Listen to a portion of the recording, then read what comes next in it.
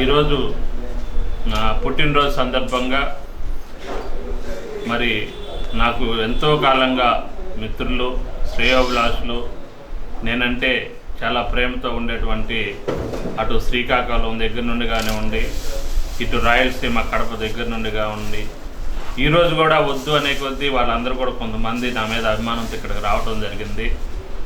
మరి ఏదేమైనా ఈరోజు ఉన్నటువంటి పరిస్థితుల్లో మేము పుట్టినరోజు జరుపుకోవాలని మేము అనుకోలేదు.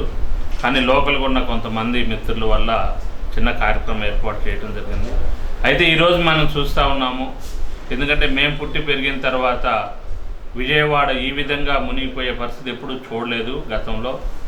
అయినప్పటికీ కూడా అలాంటి వాటిని ఎదుర్కోగల శక్తి, సామర్థ్యం, అనుభవం ఉన్నటువంటి నాయకుడు మన ఆంధ్రప్రదేశ్ ముఖ్యమంత్రి వర్యులు శ్రీ నారా చంద్రబాబు నాయుడు గారు చాలా చక్కగా 24/7 ప్రజలకు అందుబాటులో ఉంటూ విజయవాడ మొత్తాన్ని కూడా చాలా చక్కగా ఉన్నటువంటి పరిస్థితుల్ని నివారణ దిశలో తీసుకొచ్చారు.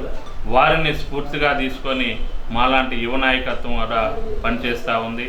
అలాగే లోకేష్ గారు కూడా చూస్తున్నాం, రాత్రి బవళ్ళు కష్టపడి ఎక్కడ ఏ అవసరం ఉన్నా ప్రజలకి సహాయం చేస్తూ ఉన్నారు.